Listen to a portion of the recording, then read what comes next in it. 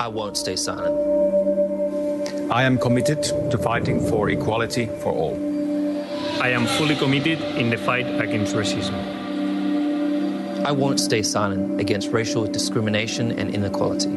I believe everyone should be treated equally. I stand in solidarity in the fight against racism. Estoy dedicado en la lucha contra el racismo. I believe that everyone has to play a part in the fight for equality. I'm part of the movement to fight for a better future for us all. Let's all do our part. Let's all do our part. Let's all do our part. Let's all do our part. To put an end to racism. Equality for everyone. So let's all stand up to make everyone see the beauty of it. I stand against racism. I am part of the movement to fight for a better future for all. Let's all do our part to put an end to racism.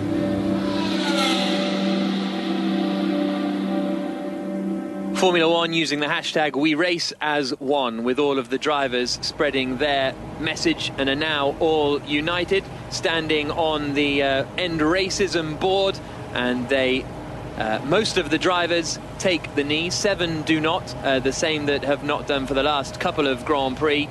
It's 2:10 here on BBC Radio 5 Live, and this is the British Grand Prix.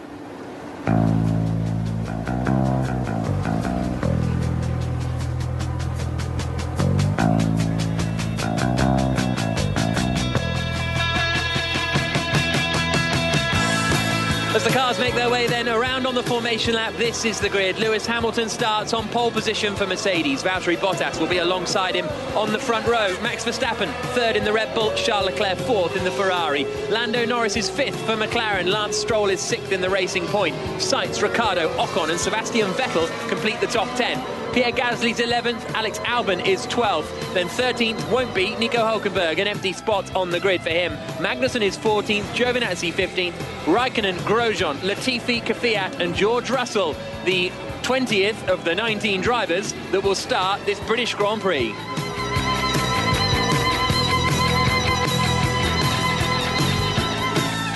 It may not all be over for Nico Hülkenberg. Worth pointing out he may be in the car here at Silverstone next week for the next Grand Prix, as the team wait to see what the regulations are regarding Perez and quarantine. As far as strategy is concerned, there are only 5 drivers starting on the soft compound of tyre. That is Lando Norris in 5th, Sainz in 7th, Ricciardo, Ocon and Vettel, the rest of the top 10. That's because they are forced to after qualifying on that tyre yesterday. Hamilton weaving through maggots and Beckett's, one of the fastest and most exhilarating, I'm told, sequence of corners in world motorsport, Jolyon. It is. You are told correctly. Well, I'm told by you, yeah. I was correct then, in that case. Everyone outside the top 10 on the medium tyre, that shows that it is the more desirable tyre to start on, and it is the McLaren's 5th for Norris, 7th for Sainz, and the 2 Renaults in 8th and 9th, as well as Sebastian Vettel in 10th that have to start on the soft. That should degrade a bit quicker and force them towards an early pit stop. But for those out front, the Mercedes, Verstappen and Leclerc, none of that to worry about, starting on the favoured medium. The cars coming around through the last couple of corners to line up on the grid ahead of 52 laps of racing. Jenny Gow.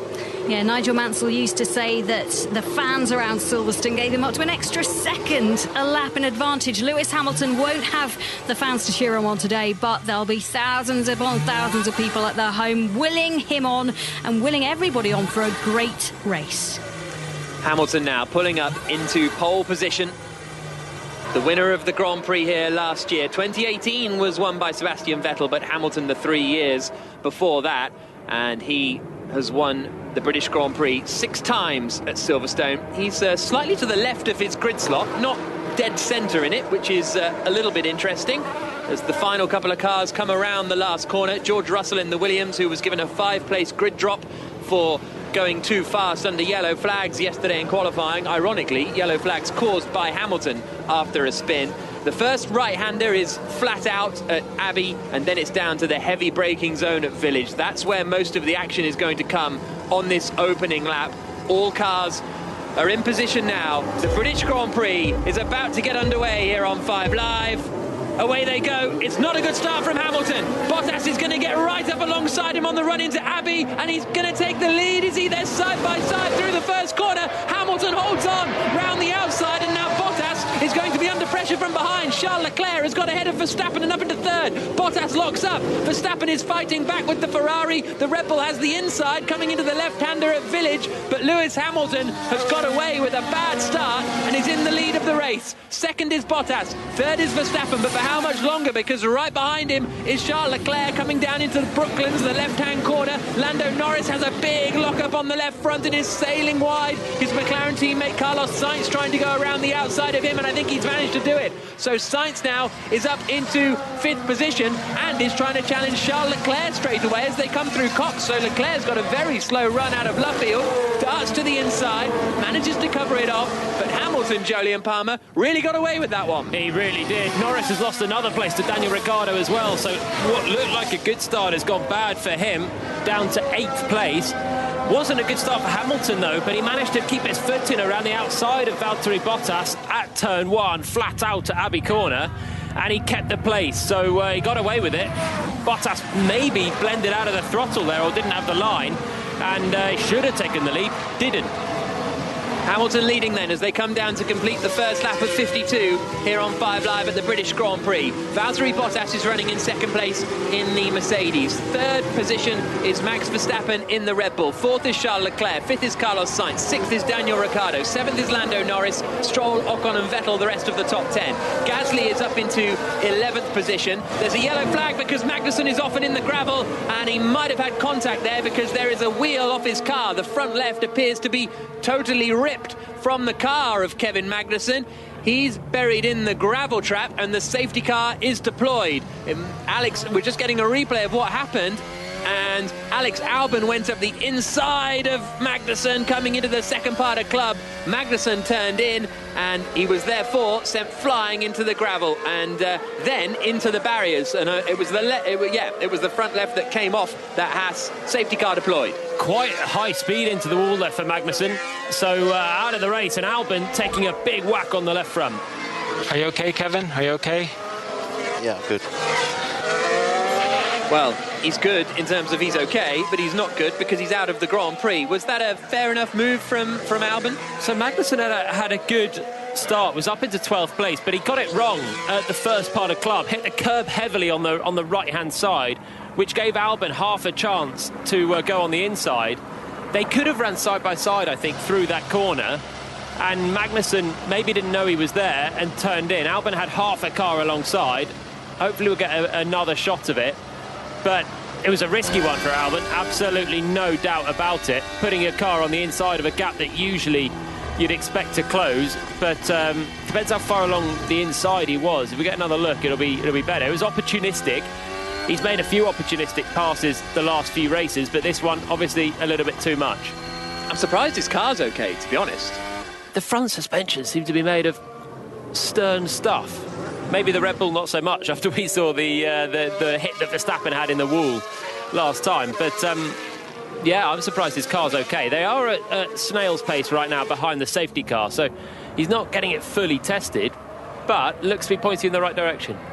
Lap 3 of 52 then, as the cars come across the line behind the safety car. Hamilton leading, Bottas second. Verstappen, Leclerc, Sainz, Ricciardo, Norris, Stroll, Ocon and Vettel, the top 10. Gasly is 11th, Albon is 12th, Giovinazzi is 13th, 14th is Kvyat, 15th is Grosjean, 16th Raikkonen, 17th is George Russell, who's got ahead of his teammate Nicholas Latifi, who's in 18th position. Jonathan Wheatley, the team manager at Red Bull, appeared to just look over the pit wall as Albon drove past, seemed to be happy enough with the car and gave the thumbs up to the rest of the pit wall there. So safety car conditions at the moment. No one has decided to come into the pits just yet. We're getting a replay of the start, and I'm really surprised Bottas couldn't hold it in there at Abbey, because he was pretty much alongside. He lifted off massively at the apex. That's not what Bottas needs to do if he wants to win this title. He's given Hamilton points here by just chickening on the inside of turn 1. Hamilton squeezed him in a little bit, but Rosberg would have kept his foot in. Yeah, Bottas did not. Rosberg would have kept his foot in, and either they have an accident or he takes the lead. Precisely, and Bottas just eased off, and that's what slowed Verstappen, who then had to ease off at turn 2, and Charles Leclerc swept around the outside of him, and Verstappen did brilliantly to get that back around the outside of 3, big load of oversteer, and then kept it neat. Exit of 4, the loop. and squeezing on the throttle pretty well with low grip, kept that place. Sebastian Vettel had a look to the outside of Esteban Ocon coming into Kopp's corner, and then had a big lock-up on the right front, so that's not going to help Vettel a huge amount. Already disadvantaged starting on the soft tyres, and around the outside of Kopp's was a bit of a brave one. We're getting a look again at Albon's look at Magnussen. I think it was fairly fair enough for Albon to have a look at going through there. Yeah, let's hear it. I don't know where he's expecting to go, to be honest.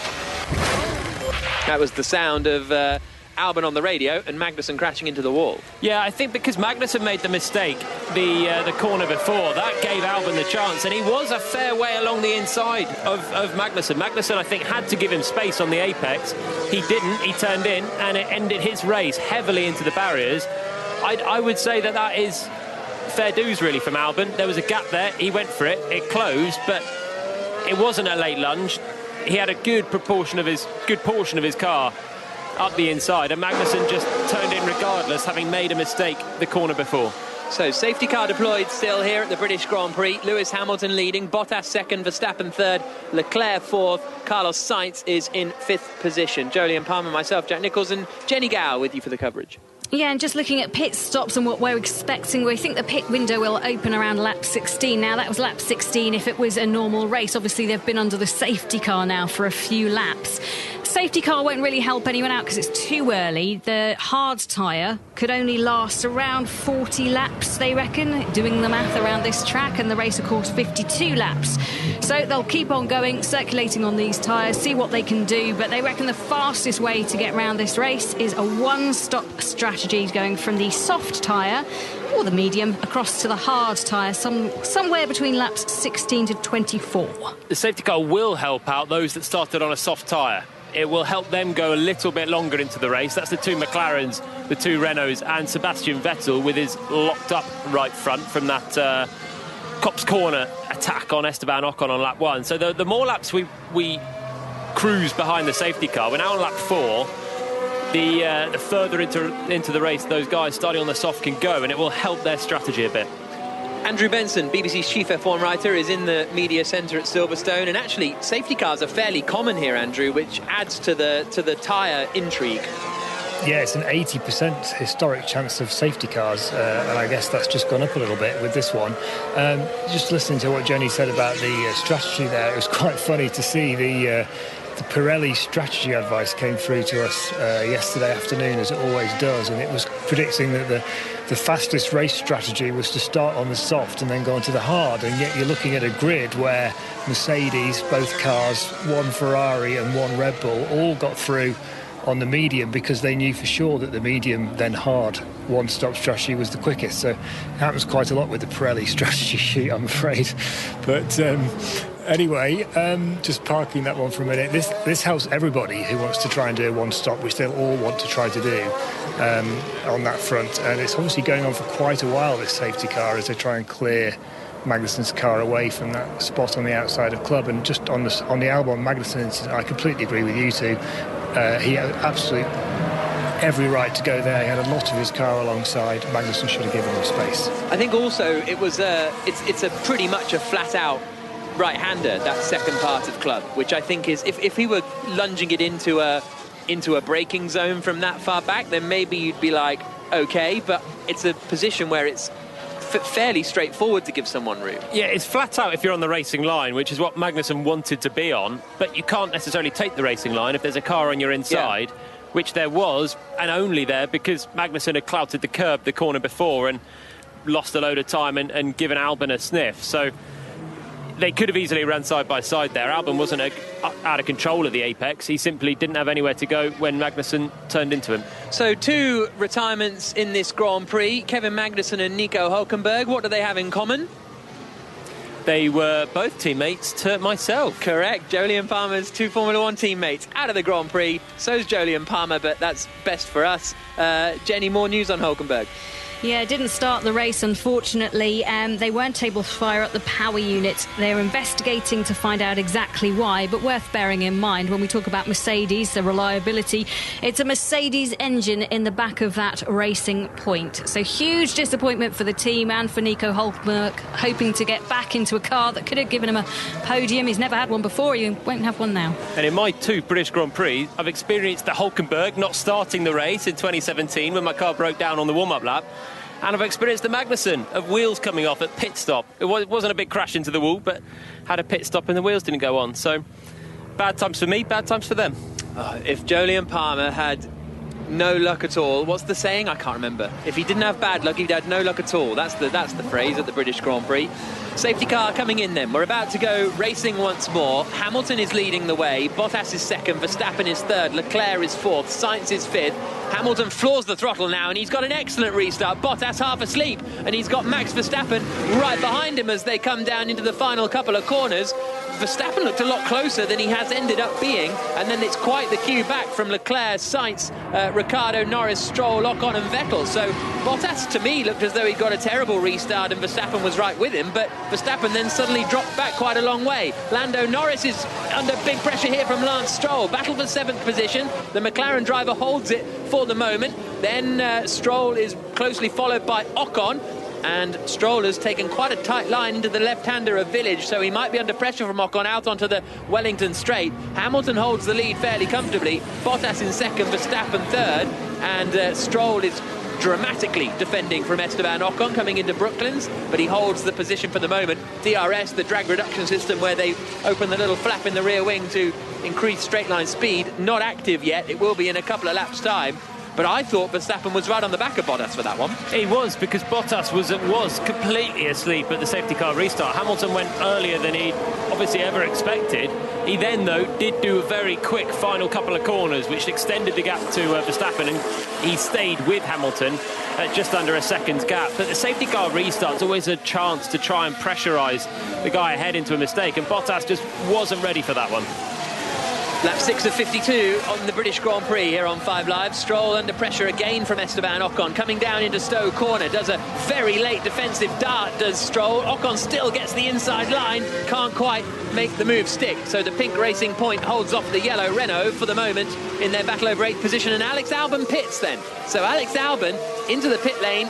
Perhaps when he's back up to racing speed, he's felt uncomfortable with the car after his collision with Kevin Magnussen, because I wouldn't have thought this will be a straightforward pit stop, because you would take advantage of doing it behind the safety car if it was for strategical purposes. Yeah, this must be for some damage, surely. The Red Bull team are ready for him. But why would you pit now in normal strategy? They are just switching from the medium tyres to the hard tyres. That's bizarre. Why would they not have pitted a couple of laps ago and had that pit stop for free? They were just on the radio to him, and it was all when Jonathan Wheatley came out to have a look at the car. Alex was talking about front left vibration, saying he was worried it was flat spotting. So Jonathan Wheatley came out to have a look over the pit wall and see just what damage was done. So I just wonder if he felt that those tyres were too shot in the end, came in just to get rid of the hards. But yeah, as you say, it would have been a bit more sense to come in under the safety car. Yeah, so maybe it was only when he got back up to racing speed that he found out just how bad it was, potentially. Lap 7 of 52. Hamilton leading, 1.3 seconds clear of Valtteri Bottas. Then it is 3.6 seconds to Charles Leclerc from Hamilton in the lead. It's 3 seconds then from Verstappen back to Leclerc, third to fourth. Fifth is Carlos Sainz. Sixth is Daniel Ricciardo. Seventh is Lando Norris. Eighth is Lance Stroll. Ninth is Esteban Ocon. 10th is Sebastian Vettel, who's under quite a bit of pressure here from Pierre Gasly in the AlphaTauri car, newly renamed the Toro Rosso team for this year. And Vettel, despite being on the softs, which in theory are a little quicker, although maybe not in race trim, he's under quite a lot of pressure from the Frenchman, Pierre Gasly, who was dropped last year to be replaced by Albon at Red Bull, who's now out again and down in 18th position.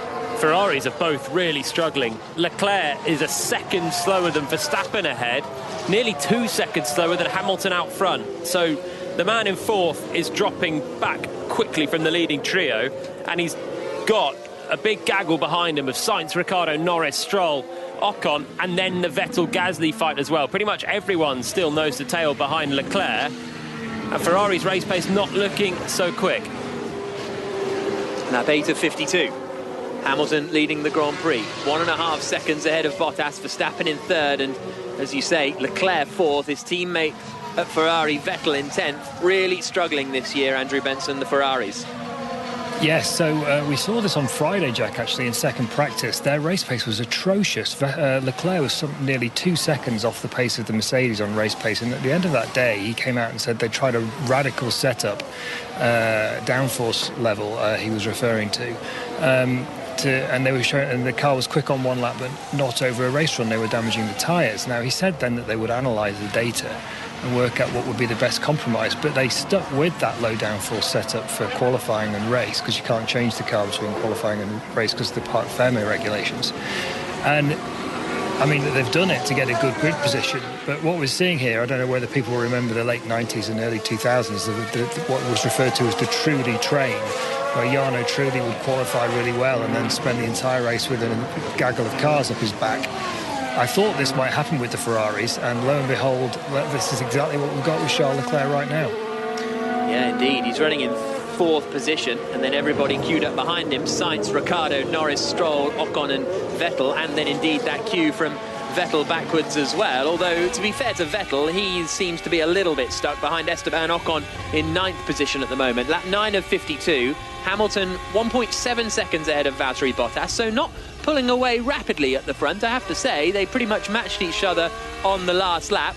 Max Verstappen is about 0.4 of a second a lap slower than the Mercedes in front of them at the moment. So as a result, he's dropped to 5 seconds off the lead of Lewis Hamilton.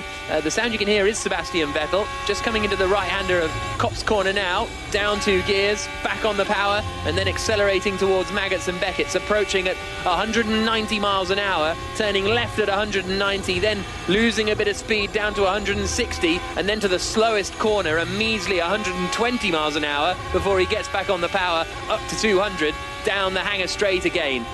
Lap 9 of 52, Hamilton leading the way. Copse Corner was flat out in qualifying. It shows the effect that 100 kilos of fuel weight has, and in a bit of dirty air of Esteban Ocon ahead. Sebastian Vettel now downshifting twice to get through the apex there. But he does seem to be a little bit stuck in behind Ocon, so that Ferrari is not dropping back on its own accord, but they're all lapping at a similar pace to Leclerc in 4th place. Leclerc's under no big pressure.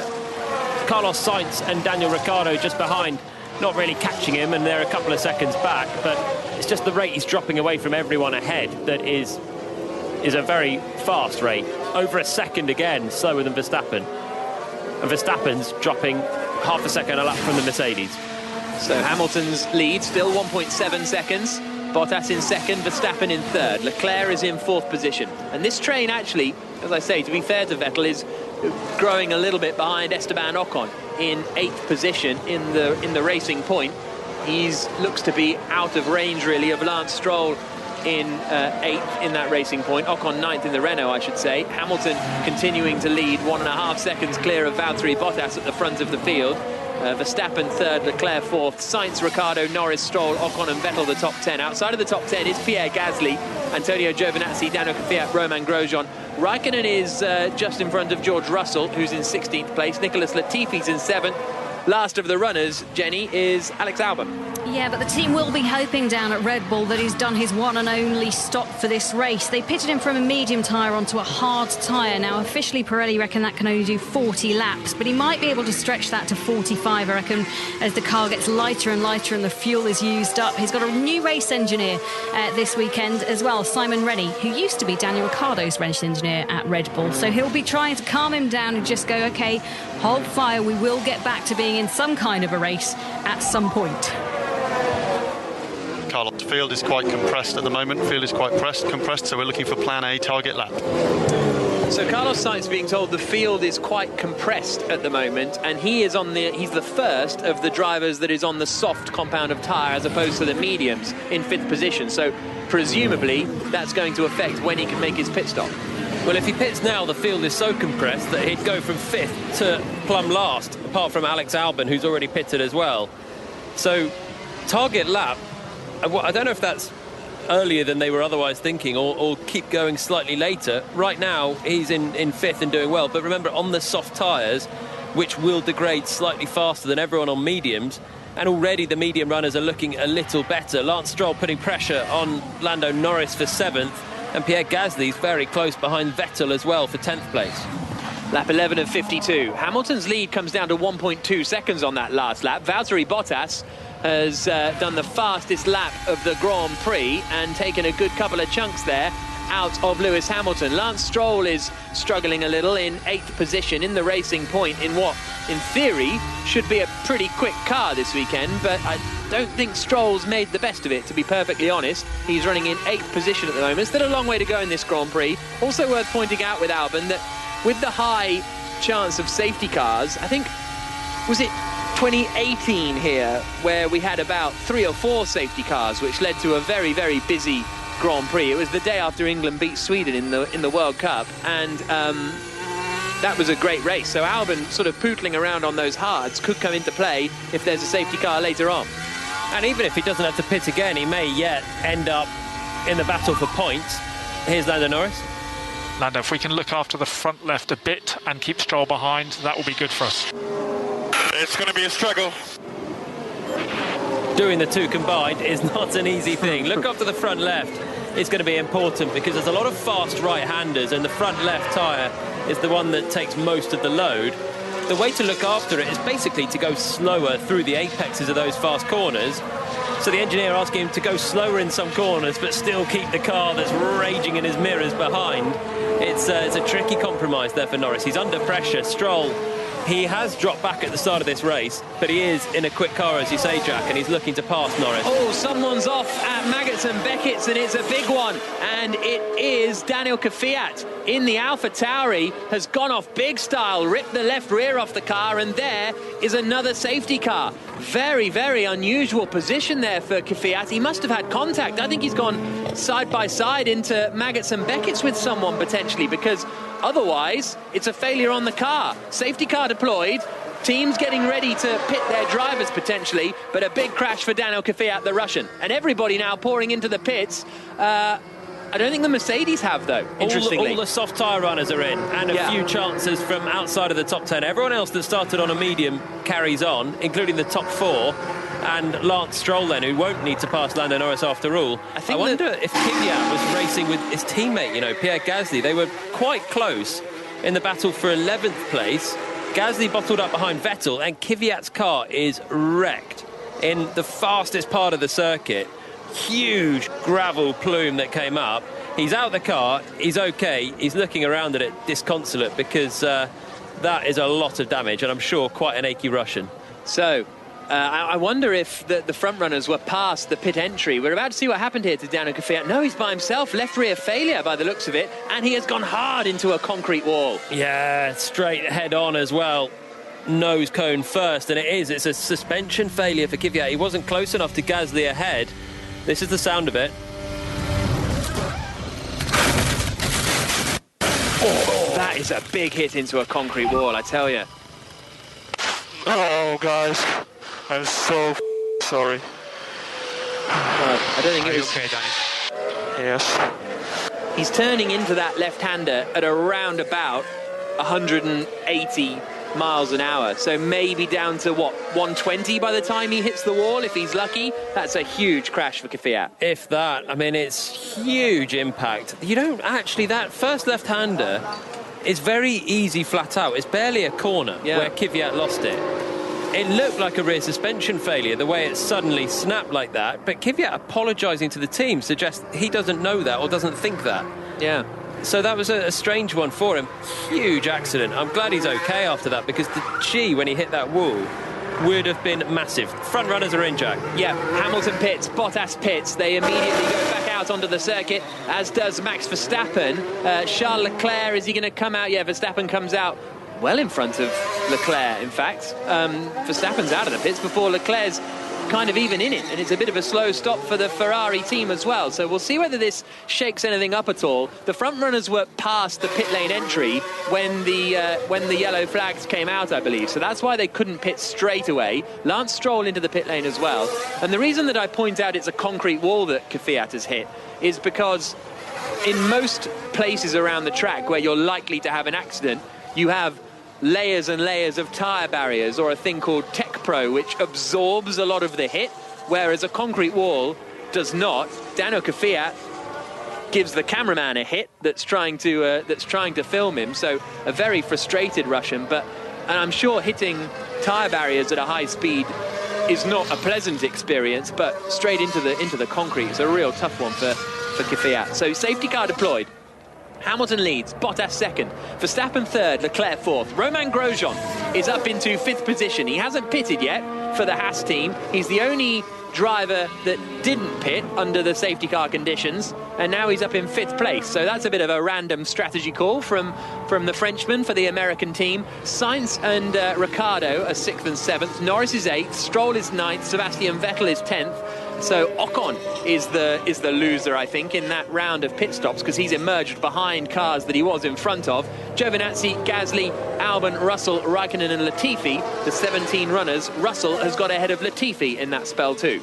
So despite the safety car shake-up and drivers pitting on two separate laps, we have pretty much an identical order. All the pit stops are shaken out exactly the same, with the exception of Romain Grosjean, who hasn't pitted, being up in fifth, and will be a bit of a blockade for Carlos Sainz, Daniel Ricciardo and co behind on their new tyres in faster cars. But yeah, the only minor changes for George Russell, who's got ahead of Raikkonen and Latifi. The rest of them all now going to the end of the race on the hard tyre.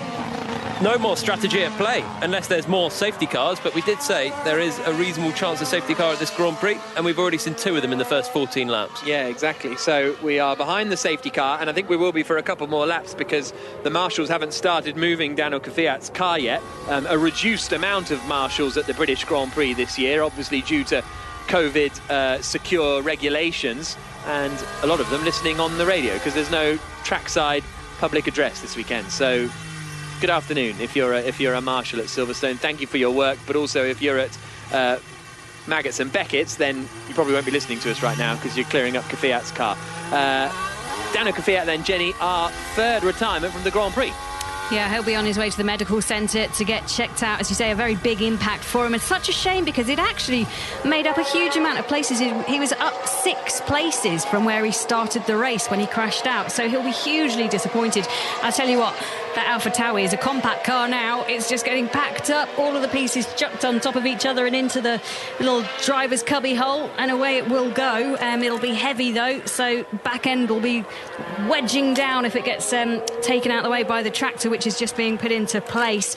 And just another note on the Mercedes. Last time we had the safety car, as they were preparing to bring the safety car in, both of the drivers got a message saying, remember, use the DAS.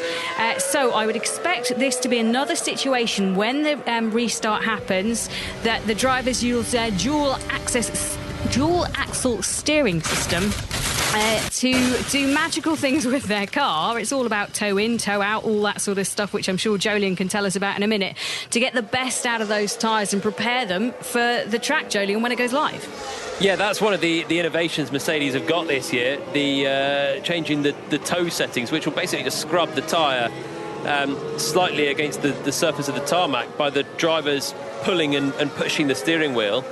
And this is the sort of reason, the sort of way that it can benefit.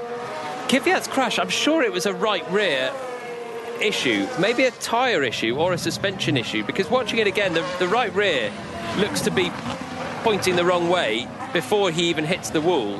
And the place he's crashed is very strange, considering it's a comfortably flat out corner with the amount of downforce these cars have got. It was comfortably flat out when the cars had way less pace, way less downforce. So to lose it now is too strange, but yeah. I don't think Kvyat knows that. I've never seen any car crash at that point on the circuit. No, it's almost like an extension of a straight line where you just meander left before flinging it into the real fast stuff, the next right, left, right. Here's Gasly.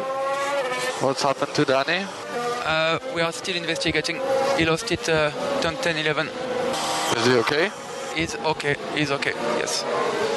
Okay.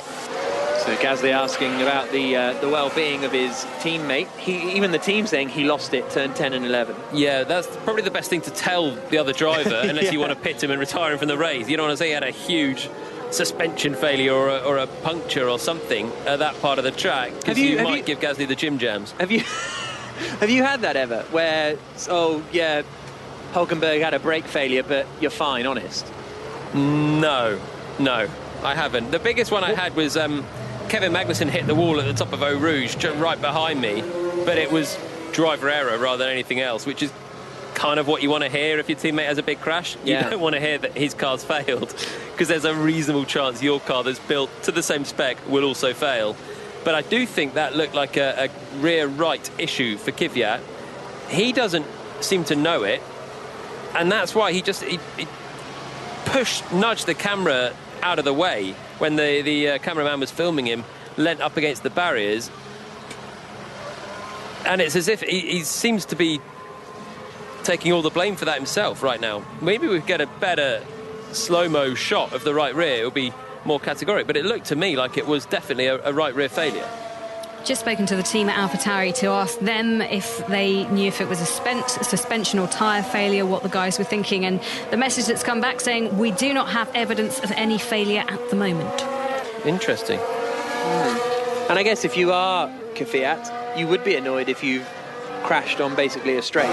Well, yeah, exactly. You know, that's why he's going to be like, how have I possibly done that? To lose it at that point of the track, and he was having a great drive as well. He's a man that's probably quite under pressure. Yeah. Although the pressure that the media are all talking about is Alex Albon in the Red Bull team, the junior team, or the B team, basically AlphaTauri. Daniel Kvyat is getting handsomely beaten by Pierre Gasly quite a lot at the moment, smashing the car up at a high-speed place, at a place where it's very unusual to see a driver error, would do nothing to alleviate that pressure. So I'm sure that's why Kvyat was showing just the amount of frustration that he was. Lap 16 of 52 here on BBC Radio 5 Live. That's Jolyon Palmer, the former Renault F1 driver, Jenny Gow and myself, Jack Nicholls, and the BBC Chief F1 writer Andrew Benson, bringing you coverage of this Grand Prix, the fourth round of the season, where Lewis Hamilton is leading the World Championship by 5 points. If he wins the Grand Prix today, that will extend to a 12-point margin over his Mercedes teammate Valtteri Bottas. He is leading ahead of Bottas, with Max Verstappen in third, Charles Leclerc in fourth, Romain Grosjean in fifth, but has yet to pit. Sainz is sixth, seventh is Ricciardo, eighth is Norris, ninth is Stroll, 10th is Sebastian Vettel, and then it's Ocon, Giovinazzi, Gasly, Albon, Russell, Raikkonen and Latifi, the 17 drivers still running. Daniel Kvyat has crashed out of the race, seemingly through some kind of failure on the car. Kevin Magnussen had a collision with Alex Albon and he's out of the Grand Prix, and Nico Hulkenberg didn't manage to take the start. So Hamilton leading, still a bit of debris on circuit, so I would say we're going to get another lap or two behind the safety car. The safety car needs to speed up. This is just too slow for us. Hamilton always says this, doesn't he, that the safety car is going too slowly, and I'm always surprised that the safety car then doesn't go quicker. Well, he raised this in a driver's briefing a couple of years ago, and the safety car drivers were in there, and they were like, Lewis, we're going as fast as we can. Our car's not as fast as you. I don't know if you noticed.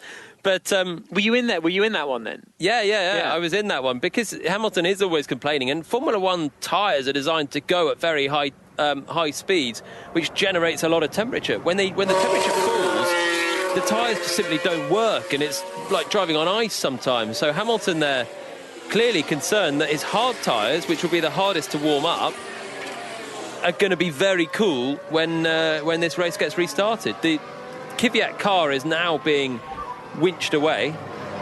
We need to work on the tires, front and rears. I'm trying, and the safety car is going so slow.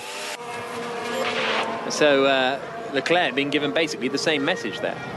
Yeah, but the safety cars, sometimes they just can't go any quicker, but just in a Formula One car, the speed feels so slow. It's when you get a comparison to basically a road car and a Formula One car, and you really notice how quick the Formula One cars actually are. I remember in that meeting, Hamilton was saying, can't the safety car just cut the corners on some parts of the track as well, go straight across through some cut-throughs just to give them a bit of breathing space?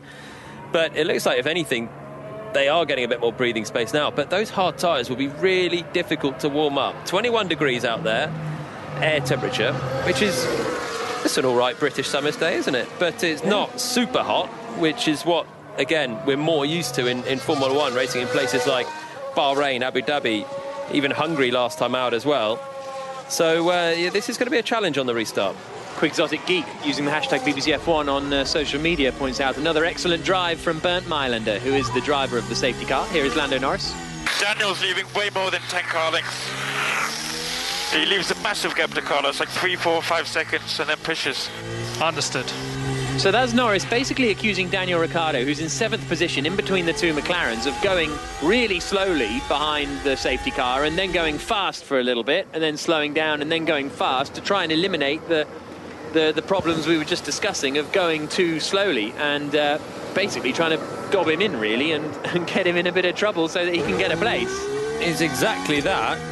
And they're teammates next year, Lando Norris and Daniel Ricciardo. Ricciardo switches to the McLaren team, but Norris just raising that to the race director then, just to say you might want to look at this because that is dropping back further than is permitted in the rules. We're on lap 18 of 52 here at the British Grand Prix on BBC Radio 5 Live, so approaching half race distance. Most of it's been done behind the safety car. As I say, I think these safety car periods are going to be slightly extended because of the fewer marshals at the racetrack, so clearing the track takes a little longer, but the safety car will be in this lap. Now, will Bottas be awake to Hamilton restarting the Grand Prix this time? Because he almost had a very bad restart and was overtaken by Max Verstappen. And now he is tucked up right behind Hamilton as Hamilton comes around Stowe Corner. He leads, Bottas second, Verstappen third, Leclerc fourth. Grosjean in fifth is going to be an interesting one to keep an eye out for in the Haas, because he's going to be trying to go a little bit longer into this Grand Prix and do something just a little bit different, and there's going to be all bunched up behind him. Hamilton floors it, Bottas is with him a little better this time around. Verstappen struggling to stay with Bottas. Grosjean almost into the back of Charles Leclerc for fourth place. Leclerc's got a very poor restart, and as a result the Haas of Romain Grosjean is right behind him. The McLaren of Carlos Sainz is right behind him as they swing right through Abbey Corner, then down into Village, and Grosjean's going to be under big pressure here from Sainz. He doesn't get overtaken this time. Norris sends it round the outside of Ricciardo, and that could be a beautiful move from the British driver. He now has the inside line, and his teammate Carlos Sainz tries to box Ricciardo out. The move doesn't quite work out. Now they're onto the Wellington Straight. Leclerc is defending from Romain Grosjean in the Haas, and now Ricciardo's getting Sainz somehow. So all of a sudden Ricciardo looked as though he was getting overtaken by one McLaren, almost overtakes the other. Now Norris goes to the outside at Luffield, and that's a brilliant move. The McLaren of Norris up into 7th position ahead of Daniel Ricciardo. Is he now going to try for his teammate as well? Coming into Cops Corner, Norris to the outside, turns in and almost loses the back end, runs out wide, and Ricciardo will try and fight back. Not quite close enough, but good move from Norris up at Luffield. Great racing from the three of them, the two McLarens and Daniel Ricciardo. Norris payback there on Ricciardo for the lap 1 pass that Ricciardo put on him. Nearly tried to pass Sainz as well. Had a big moment at Copse. Not the place you want to be having a twitch, but he corrected it well and remains ahead of the Australian. Alex Albon has been given a time penalty, a 5-second time penalty for causing a collision with Kevin Magnussen, which I think, well, I don't want to speak for Palmer. I think that's nonsense, but there we go. Yeah, well, we thought he was within his rights to have a look on the inside there. The stewards say different and give him a 5-second penalty. Disagree with that one? It's another week of Formula 1. Exactly. It's another week of VAR, basically, isn't it? Lap 20 of 52. And we are getting Hamilton in the lead, 1.1 seconds ahead of Bottas. Bottas, again, is looking quick today. I've got to say, he's keeping within a couple of seconds of the race leader, Lewis Hamilton. Verstappen is third. Fourth is Charles Leclerc still. Fifth is Romain Grosjean, and Grosjean is staying with Leclerc here quite comfortably. Medium tyres for Grosjean, hard tyres for Leclerc, and it was interesting. The warm-up of the mediums was obviously very good, and actually he is staying still with Charles Leclerc. Second lap after the restart, and Grosjean doing a good job then in the Haas. They've done something different on strategy, like they did last time in Hungary.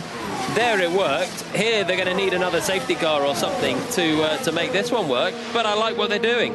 And Grosjean right now making it work for the moment. Bottas is within a second of Lewis Hamilton, so Bottas is going to have the DRS on Hamilton before too long. This is not a dominant display so far from Hamilton. It's not bad, don't get me wrong, but the Bottas is able to stay less than a second away. Jenny Gao. Yeah, I was just looking at that tyre data. Obviously, Grosjean didn't come in. He's done 19 laps on the medium tyre, and he's the only driver still on the field not to have come in and pitted. So, as you say, Jolene, doing a very different strategy. Last time out, it worked for them to do that. But this time, you can't help thinking it's a huge gamble for them to take. I mean, they're in 5th place, but it's just a matter of time. They're going to have to stop. There's no gamble when you're not going to get anything if you don't gamble, though. It's I suppose so, but yeah, he's basically started at the back. If he does what everyone else does, he'll still be at the back. He hasn't. He's up in 5th. And if there is another safety car in 15, 20 laps, maybe everyone will pit and he'll be in a genuine 5th place. So that's what they're trying to do there. Medium tyres, sorry Jack, medium tyres can get to a maximum of, they reckon, 30 laps, but obviously they've been under safety car, so maybe they can push it to 35, 36 laps?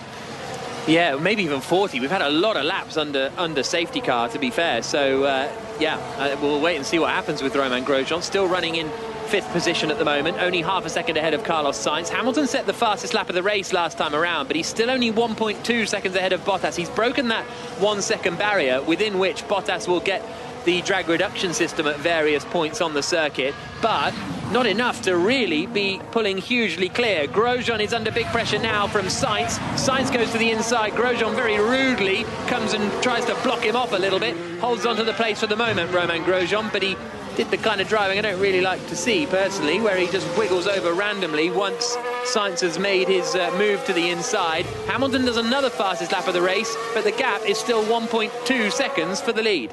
Wow, Grosjean risked that with Carlos Sainz. Sainz doesn't really need to be in this fight because Grosjean is on a gamble strategy that probably won't play out for position anywhere near this by the end of the race, but he is just blocking Sainz now, and that was a really last gasp sweep to the inside to try and defend from Sainz. Then they went toe-to-toe through Stowe Corner and they were millimetres away. Sainz now in the DRS again, down towards Brooklands, might have another try.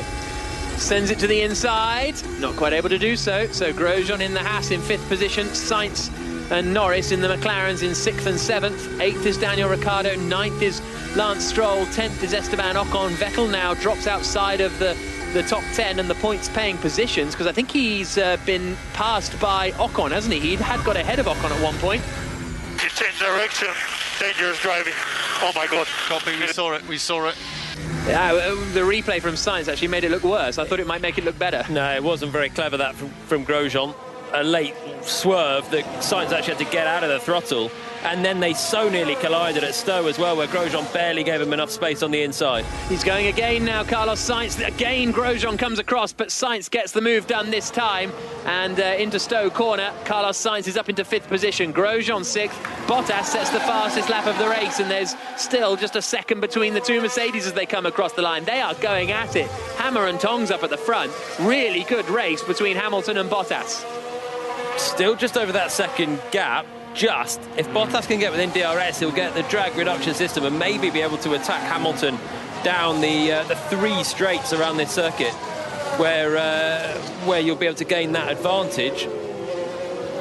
Ocon was already ahead of Vettel in the Grand Prix as well. It's only because Grosjean's ahead now. Vettel has been 10th for the entire race. But because Grosjean needs to pit, he'll get back to 10th place. I thought he had got up into 10th position and Ocon was down to 11th at the safety car period, and Ocon got back past Vettel, but perhaps I'm incorrect. Stranger things have happened. Lap 23 of 52, Jenny Gao. Yeah, Carlos Sainz in the McLaren just getting a bit of a warning from the team. He just went outside the confines of the racetrack at turn 9. Now, if you do that too many times, you're in trouble with the stewards, so he needs to watch himself. They said 1 strike at the moment to his name, so he needs to watch himself with track limits. Okay, lap 23 of 52. And we've got Hamilton leading the Grand Prix, 1.1 seconds ahead of Valtteri Bottas. Then it's 4.3 back to Max Verstappen in 3rd. Leclerc is 4th, Sainz is 5th. Grosjean is still within a second of Carlos Sainz, but Norris has now come to the back of Grosjean in their battle over 6th and 7th. Ricciardo actually is right behind Lando Norris in the Renault, and then Stroll is right behind him in the Racing Point. Ocon a little bit adrift further back. Here's Norris's radio. Okay, that's Grosjean. Let's go get him. That's Grosjean. Let's go get him is the message to Lando Norris from his engineer. Antonio Giovinazzi's having a decent race as well. In 12th place, he's an outsider for some points here for Alfa Romeo. Not a very fast car this year, but he's still within that sort of lead train that are all queued up behind the others. Ultimately, well, kind of all behind Sainz and Grosjean in 5th and 6th position, because Leclerc has managed to get away from them a little now. Hamilton leading and is doing a good couple of laps. He's got the gap up to 1.7 seconds. Bottas was dozy again, and the second safety car restart, he's never able to pressurise Hamilton. It was okay, it was fine, he wasn't under pressure from behind from Verstappen. But I could just imagine, again, role reversal, Hamilton would be closer to attacking his teammate, and Bottas both times, safety car restart is always an opportunity, and he was putting Hamilton under zero pressure at all. Now his pace is okay. Hamilton has just stretched that gap, as you say, to 1.6 seconds, but his pace is fine. He's just got to get back within a second to put the pressure on Lewis Hamilton out front. The stewards have noted the incident involving Grosjean and Carlos Sainz as the McLaren teammate Lando Norris goes up the inside of Grosjean, now down at Stowe corner, gets it up the inside, nicely done. Grosjean trying to hold in there into the left-hander of Vale. Norris gives him plenty of room, which is wise when you're racing Romain Grosjean, and is through up into 6th position. So Sainz 5th, Norris now 6th, Grosjean, Ricciardo, Stroll and Ocon are the rest of the top 10. Hamilton still leading now, 1.7 seconds clear of Valtteri Bottas. Nice clean move that from Lando Norris. Nice move. I'm wincing every time they go side by side with Romain Grosjean down at Stowe, these two McLarens, but that one was done with a little bit more space on the inside for Norris than Carlos Sainz had before, and no late swerve from Grosjean. So good move there from Norris, up into 6th place, and now he's got Grosjean between him and Ricciardo behind as well, which will just ease the pressure somewhat. And now Grosjean will be under pressure from Daniel Ricciardo, with Stroll in 9th, Ocon in 10th. Outside of the top 10, which are the point-scoring positions, it is Vettel, Giovinazzi, Gasly, Albon, Raikkonen, Russell and Latifi. The 17 drivers still running, so at some point Raikkonen's got back ahead of Russell, because Russell was in front of the Alfa Romeo at one point. Lap 25 of 52, approaching half race distance, and on that last couple of laps Hamilton has really gapped Bottas a little bit. The gap now is almost up to 2 seconds. Alex Albon on his charge back through the order, right up behind Pierre Gasly for 13th place, but not able to get past him yet as they all fan out onto the hangar straight. There's no overtaking just yet on the run down into Stowe corner. All have DRS at the moment. Grosjean's still close enough to Lando Norris to take the DRS within 1 second, but soon that second will grow, and then he'll be under pressure once more from Ricciardo, Stroll, Ocon, Vettel and Giovinazzi. There's a huge line of them that will want to pass Grosjean, who hasn't pitted and is on older tyres. That's why he's dropping back this much, and he's in a slower car fundamentally. Yeah. A warning for Romain Grosjean for that manoeuvre. That's, you know what? All right, fine. Give him a warning for that. Okay. Yeah, I can. That if we're going to have a warning flag in Formula One, that is where you'd want to see it. Yeah. It's a black and white warning flag, and don't do that again, basically. And I think that, yeah, that's legitimate. Goodness me. Agreeing with the stewards. We're going to have a very short Checker Flag podcast later on. Well, you win some, you lose some, is the story of this race so far. Yeah, exactly. Hamilton leading 2 seconds ahead of Valtteri Bottas now in 2nd position. Then it's 5 seconds back to Max Verstappen, 8 seconds back to Charles Leclerc. So the Red Bull and the Ferrari driver are going to have a very lonely race. Then it's Sainz and Norris in 5th and 6th. Norris hasn't quite been able to pull away from Grosjean just yet, hasn't been able to break DRS, and everybody kicking up a little bit of dust as they come through the left-hander at Chapel Curve. And now here comes Ocon on Lance Stroll for 9th position. Ocon to the outside, trying to go all the way around the outside at Stowe. Stroll hangs it in on the inside. Nicely done from the Canadian, and the Racing Point holds the place for the time being. Ocon to the outside into Vale, not able to get through. Stroll did well there to hold that place. Well defended, deep on the brakes at Stowe, and kept his line on the inside. Ocon was almost fully passed before the braking zone, but just came off the throttle a little bit earlier and gave Stroll a chance to keep it in on the inside, which he took very, very nicely. We are... It all came... Oh, he really got on the grass, didn't he, coming out of Chapel? Yeah, they were all kicking up the grass on the left-hand side. Exeter Beckett's on basically the apex of Chapel Curve, flat out. Ricciardo got on it, And then Stroll went that little bit further, which just slowed his momentum on the subsequent straight. Lap 27 of 52. Hamilton leading the British Grand Prix here on BBC Radio 5 Live. 2.1 seconds ahead of Valtteri Bottas in the other Mercedes. They are 5 seconds clear of the rest of the field at the moment. And we are at half race distance now. Charles Leclerc is fourth for Ferrari. Fifth and sixth are the two McLarens of Sainz and Norris. This is Kimi Räikkönen. What the is happening with the rears? The wind is increasing a lot. Everybody's complaining. What is happening with the rears, asks Kimi Räikkönen, i.e. the rear tyres. So not happy with those. Not happy at all, down in 15th place, and a good few seconds from the car ahead of him, which is still Alex Albon. And that is the back of the long... It's still the Lando Norris train, you know. Grosjean stayed within a second of him for now. So Norris in 6th, down to Albon in 14th. There's all just one stream of cars still. Grosjean actually does his personal best lap of the race this time through as they pass the main grandstands, which are, of course, empty today. And he still goes...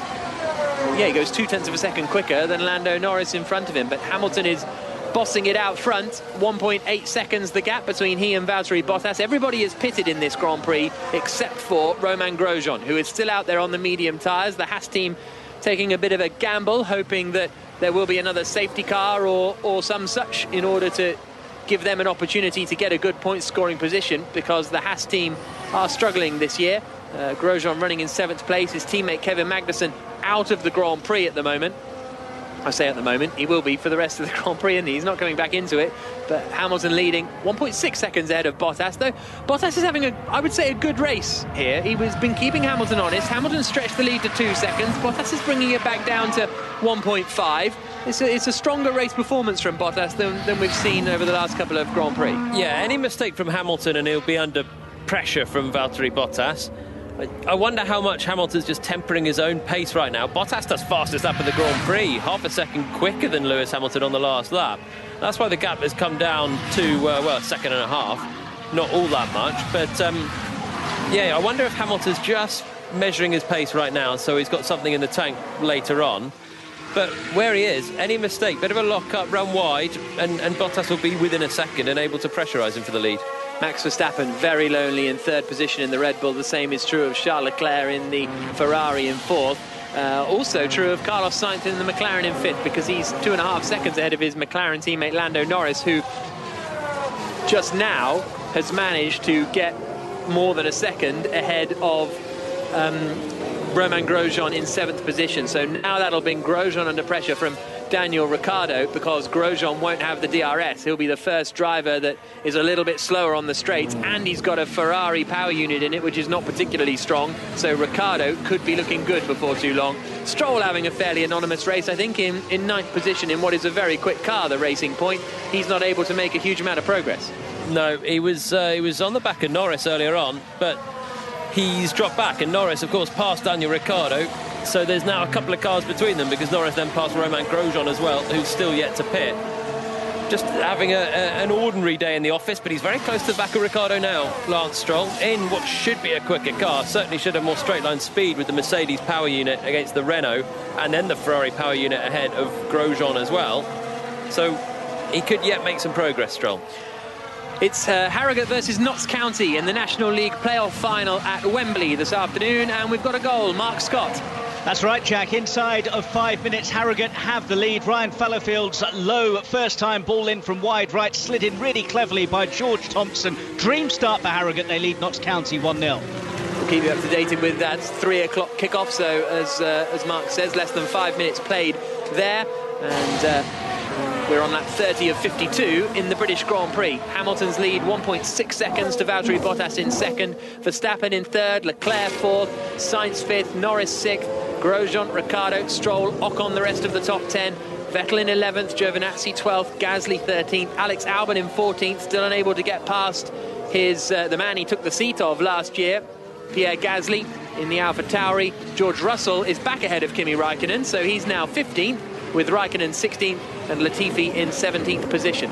Myself, Jack Nicholls, Jolyon Palmer, Jenny Gow and Andrew Benson with you for this first of 2 races at Silverstone that we've got coming up on the next 2 weeks here on 5 Live. And you can also hear full free practice sessions, qualifying and everything on the BBC Sport website and app. The sound you can hear is Alex Albon not making a huge amount of progress after being involved in a collision on the opening lap of the Grand Prix with Kevin Magnussen. He pitted before anyone else did, and as a result, he's right down at the back.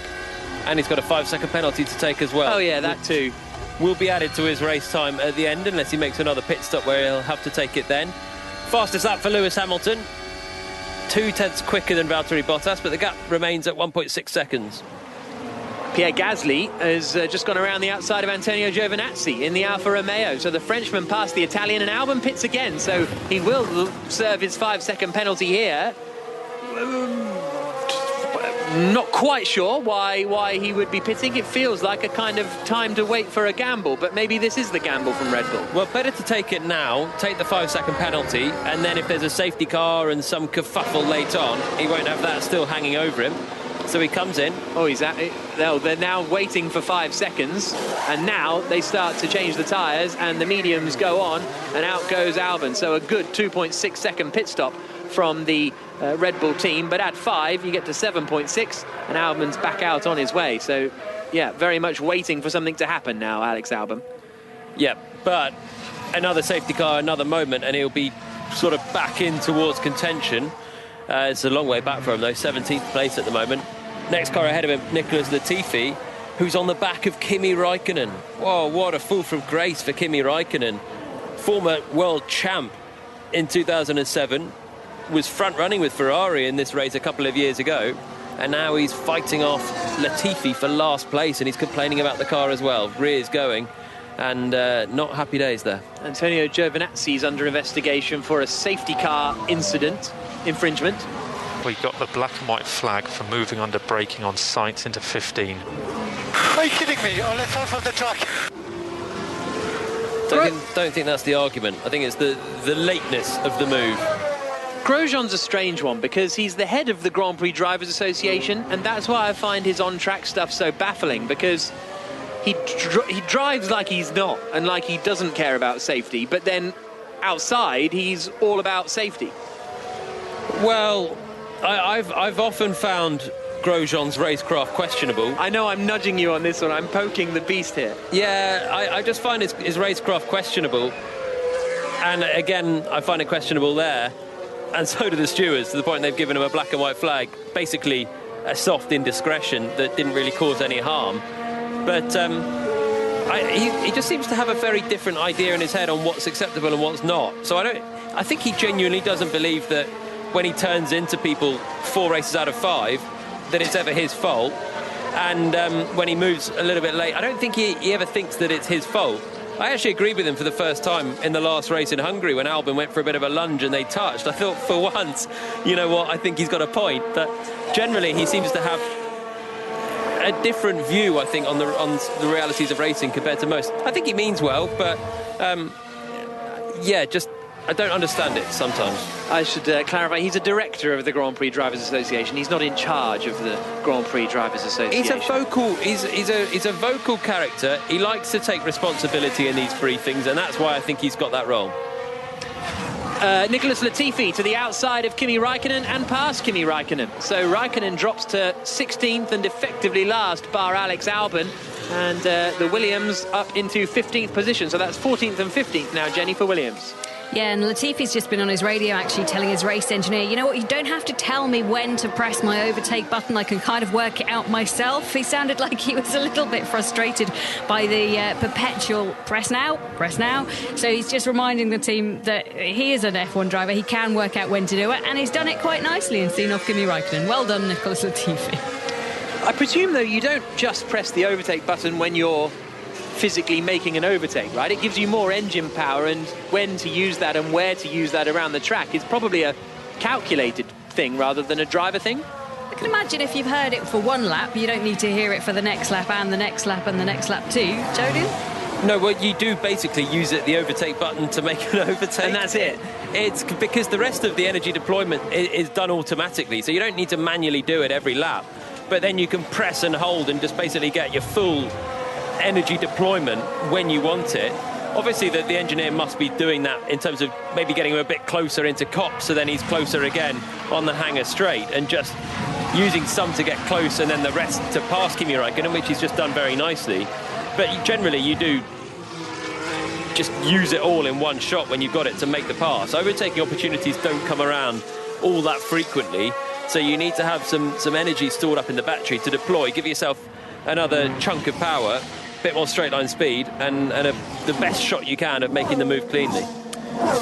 Back in the days when overtake buttons used to be, I think, like extra bursts of fuel, you would get drivers running out of fuel because they got so excited pressing the overtake button, burn a bit more fuel.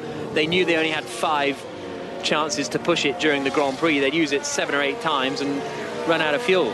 Back in the day, I used to have overboost when I raced in FPA. When I was 16 years old, you had 8 shots of overboost to use. Here's Verstappen. Remember to drink. Remember to drink. Thank you. Brilliant. So that's Max Verstappen saying to his race engineer, GP, don't forget to drink, it's hot out there. And often the drivers get reminded to take a drink because you're so focused on driving the car that you end up getting dehydrated in your race overalls, getting very hot working in the car. You forget to drink. You finish sometimes with the drink spots are completely full, but Verstappen is having the most lonely race out there, that he's obviously just trying to get the banter out, and he did get a few laughs from the Red Bull mechanics in the garage, reminding his race engineer to have a drink as well. Good stuff. So you had 8 overboosts in FPA? Yeah, so I had 8 overboosts in FPA, and it basically went from 300 brake horsepower up to 350 horsepower for 6 seconds a shot. So it's a little bit similar to what you've got now, but they wouldn't regenerate, which you can now with the hybrid power. But some drivers would get so carried away and just use them all in about 2 laps. Just yes, go again, go again, go again. And they'd do like the remainder of the race with nothing to defend or attack. We've just been shown a replay of the Albon incident, and I think it's absolutely mad that he got a penalty for that. Absolutely mad. I honestly don't understand what... You're meant to leave drivers space, but you're not allowed to go to the... It's just so inconsistent, the rulings in Formula 1 wheel-to-wheel combat, from my point of view. I can't understand it, because Albon was almost directly alongside Kevin Magnussen there. Magnussen just had to leave him a bit of space on the apex. I think the problem comes, there's a shot where Albon sees the crash coming and tries to back out of it. So ultimately the contact is the left front of Albon and the rear right of Magnussen. So if you paused it freeze frame at the point of impact, it looks way worse than it actually is. But before that, he's pretty much alongside, where you have to be left space on the apex of a corner. That's how overtakes are done. Yeah, 100%. Lap 36 of 52, Hamilton leading the Grand Prix. Bottas is second. Antonio Giovinazzi's been given a 5-second time penalty for what it's worth, for a safety car infringement, whatever that may be. He passed Pierre Gasly around that time, so maybe there was something in that. Okay, so Gasly 12th, Giovinazzi 13th. Hamilton leading the way, Bottas second. And at the moment, Andrew Benson, BBC's chief F1 writer, in the media centre at Silverstone, they are trading fastest laps. Yes, and I think that's very telling, actually, Jack. I think it seems pretty clear that there's a game of cat and mouse going on here between Hamilton and Bottas. Christian Horner, the Red Bull team boss, was saying on Friday that it's very obvious to them that the Mercedes are just measuring their race pace to the cars behind them. So but when they really need to push, as Bottas did when he was having to catch Verstappen in Hungary, they can go a lot faster than they have been. And although they're faster than everyone else, it's not by a massive amount at the moment. But and everyone has to protect the tyres a bit. That's just the way it is with these tyres in Formula 1. But you've got to remember that there's a point for fastest lap, and they're in a close championship fight. There's 5 points Hamilton's advantage at the moment. And because there's a point for fastest lap, that's a 2-point swing effectively between the two drivers if one of them gets it and the other one doesn't. So I think you're seeing them they're trying to play off against each other, trying to get to the point where they will be the one who ends up with that 2-point swing. So I think we're going to see this through the rest of the race. You might even see it on the last lap. One of them really goes for it. There's not much else of interest in this race at the moment, so maybe we can look forward to that. Yeah, well, there's only Romain Grosjean, really, who's lost out to Daniel Ricciardo and has now been overtaken by Lance Stroll. So Ricciardo up into 7th place, Stroll into 8th. But Grosjean, who now pits, surely has a penalty incoming, because he got warned for doing a thing down into Stowe, where he moved over in the braking zone, and he did the exact same thing into Brooklands, maybe even worse. It looked bad. We had a long shot of it from Brooklands looking up the Wellington Straight, where Grosjean again suddenly swerved just as Ricciardo was about to pull out, and that is the way to cause a huge collision in a straight line. Mark Webber-esque when he went flying in Valencia back in 2010 over the back of Heikki Kovalainen. That was in the braking zone at least, and Kovalainen did nothing wrong. But here we go, getting a shot of it now. Well, he's just served his 5-second time penalty. Very quick work from the stewards. He served it in that pit stop once they changed him onto hard tyres. Yep, so that we haven't even had that warning, have the penalty come up. But maybe it has taken on themselves. They just said it's going to happen. So there you go. But he did. He just swerved across last minute again, ignored his. Well, that's why warnings are there. Yep. Yeah, that was sketchy. Really sketchy. Well, I presume that's what happened, because they seem to change the tyres. We're getting a replay now, and Grosjean came in. They put the hard tyres on. Or was he just actually... No, it was a problem. I thought that was really quick. There we go. I said something good about the stewards. I'll take it away. But it looked as though it was intentional, but I think it was a problem, actually, getting away from the pit stop. Yeah, he gave it some revs, and the car went nowhere, and the mechanics were not expecting him to go nowhere. So... still a penalty to come, then? Yeah, probably. Vettel is battling with Pierre Gasly in 10th and 11th positions. That looks like a great move from Gasly. Round the outside of Stowe, which gave him the inside for club. The Alpha Tauri passes the Ferrari, the two Italian teams there.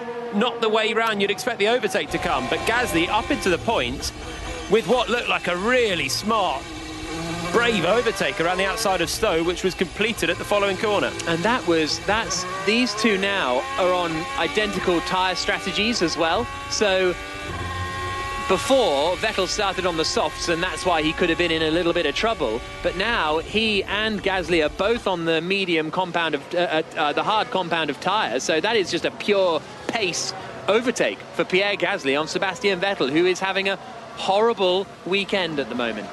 Vettel's just had no pace at all. Oh, Gasly might get done, though, because he was all four wheels off the circuit on the exit of Stowe. I think he might have been okay. It's four wheels over the curb on the exit that the stewards are looking out for. I felt like we'll get another shot of it. Oh. You will need the microscope for that one. The question then would be, was he forced out there? Because Vettel was right with him as well. For my money, that's a nice move, but let's see. Vettel's just had no pace all weekend long. Qualified nearly a second behind Charles Leclerc. Leclerc's now in fourth place, having a quietly solid drive in the Ferrari that failed to get into to Q3 in the first two races of the season. Now he's up in fourth, and Vettel has just slipped out of the points. I think hopefully that move will stick for Gasly, because it was a good move.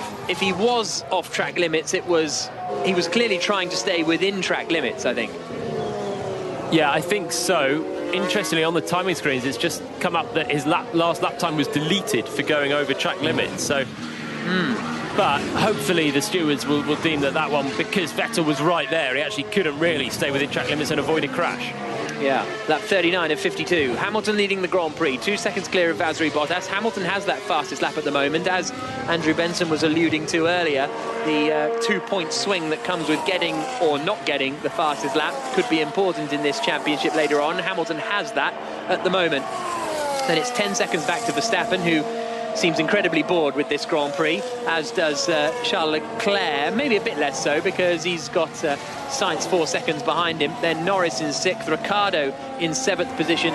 8th is Lance Stroll, who's dropped back since from Ricciardo, and now Ocon is behind Lance Stroll, trying to get through. Alex Albon has now caught the back of Kimi Raikkonen, the Red Bull, who has done 2 pit stops to everybody else's 1, is on the back of the Alfa Romeo that's having a very difficult afternoon, to be honest, lapping about 3 or 4 tenths slower than his teammate Antonio Giovinazzi, and now getting fairly straightforwardly overtaken by Alex Albon, who is in a much quicker car, up into 15th position. Raikkonen must be wondering why he's still here. This is a former champion, one of the greats of this generation, Kimi Raikkonen. And now he's just been passed systematically by 2 Williams and a recovering Alex Albon. Raikkonen's got no defence. He's in a slow car in the Alfa Romeo, but his teammate is still up in 12th place. This comes a race after he got a 5-second penalty last time for lining up in the wrong grid spot. Easier said than done, because the cars ahead of him had come into the pits to take the start, but he's not very quick at the moment. He's making some errors. He's turning 41 soon, which is old for a Formula 1 driver anyway, and it's not a nice way to be going for Raikkonen. Fastest lap of the Grand Prix, Lewis Hamilton extends his lead to 2.7 seconds now up at the front of the field. Valtteri Bottas running in second position, Max Verstappen third, Leclerc fourth, Sainz fifth, Norris, Ricciardo, Stroll, Ocon and Gasly the rest of the top 10.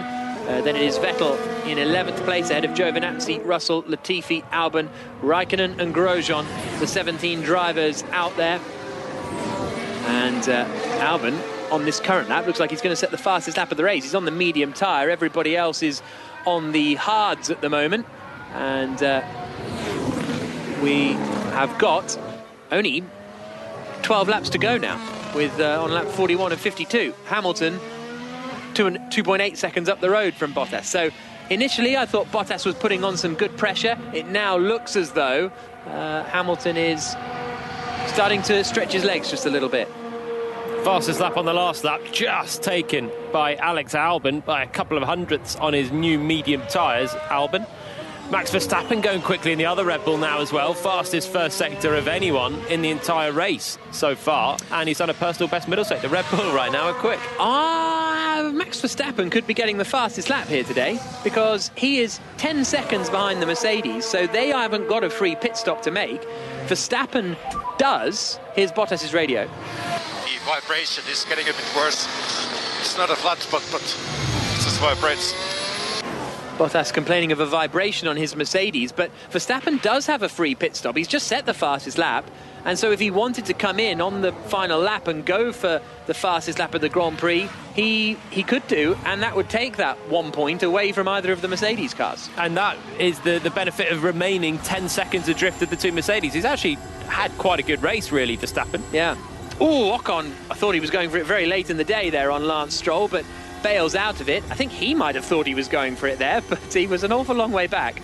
Looked like he was in two minds. Stroll just slowing at the end of the straight, and Ocon suddenly had a big closing speed, but did not dare lunge it on the inside of a fast corner, Stowe, at the end of the hangar straight. But Stroll's really struggling now. He's dropping back at a second a lap from Ricciardo ahead. He's in what we all thought was a very quick car. Qualified well, but now he's struggling to hang on to the second Renault, and Pierre Gasly and Sebastian Vettel are still not a million miles away. Hamilton leading the British Grand Prix here on BBC Radio 5 Live. That's former F1 driver Jolyon Palmer with me, Jack Nicholls. We've got Jenny Gow and Andrew Benson with us as well. Let's go to Jenny. Yeah, Stroll says he's struggling with his tyres. I'm just listening across his team radio. He's saying, I don't have anything left in my tyres, and the team are actually trying to remind him of other ways to defend. Not Romain Grosjean's way, I hope. Oh, low blow. 10 laps to go. Hamilton leading, Bottas second. Verstappen third with the fastest lap. Leclerc is fourth. Sainz is fifth. Norris is sixth. Ricciardo is a second or so behind Lando Norris. The sound you can hear is Esteban Ocon right up behind Lance Stroll, who is in the Racing Point in 8th position at the moment. Not having a great race, to be honest, as we previously alluded to. Ocon not close enough for a look this time into Stowe Corner. Or hashtag BBC F1 on social media, Nulla Pax asks, with regards to Raikkonen, Jolyon, and running around at the back in a bad car, couldn't the same be said about Alonso's years at McLaren? I think the prospects for Alonso was better. He was there for a long-term project, which ended up going very badly. And then Alonso left Formula One because he got fed up of it. He could have remained at McLaren, but he didn't want to, did he, at the end of 2018? He's now coming back with Renault for next year. But I suspect Raikkonen is going to be going the same way at the end of the year. It's not fun, particularly if you're a young driver. Most of them start at the back, and like Nicholas Latifi, George Russell, you show what you can do in those sort of cars. Giovinazzi, Raikkonen's teammate, is in the same boat. You've still got your comparison to your teammate. You've still got the odd chance of scraping a point, which feels like a win. When you've had many, many wins and a championship, scrabbling around for a 10th place finish, I can't see the motivation in it. And for Kimi Räikkönen, particularly right now, being plumb last, he must be questioning quite what he's doing right now. He loves driving Formula One cars, that's clear. It doesn't always seem it from his interviews in the media. He never seems to be outwardly happy, but driving Formula One cars clearly makes him inwardly happy. But I don't know, there's one thing. Even being in a midfield fight, you can really enjoy the battles. But being at the back, he qualified last time. He's running last this time. He's a great driver, a champion. This is not what it's all about. And Alonso quit last time that happened. And I think Alonso was also beating his teammates still as well, which was a sort of big part of it, whereas Räikkönen is a long way behind Antonio Giovinazzi today. The incident involving Grosjean and Ricciardo will be investigated after the race. Well, we'll get onto that in a moment. Goal at Wembley, though, meanwhile. Mark Scott. And it's 2-0 to Harrogate against Notts County. It has been coming as well. They passed up a number of good opportunities. This one ends up in. George Thompson's free kick stabbed home by Connor Hall from close range. Harrogate 2, Notts County 0. So we'll keep you up to date with the National League playoff final at Wembley. Lap 44 of 52 in the British Grand Prix, though, here at Silverstone. And Hamilton is leading 3.4 seconds now ahead of Valtteri Bottas, really starting to build up his lead. No investigation necessary, or no action necessary, say the stewards, for Gasly's move on Vettel.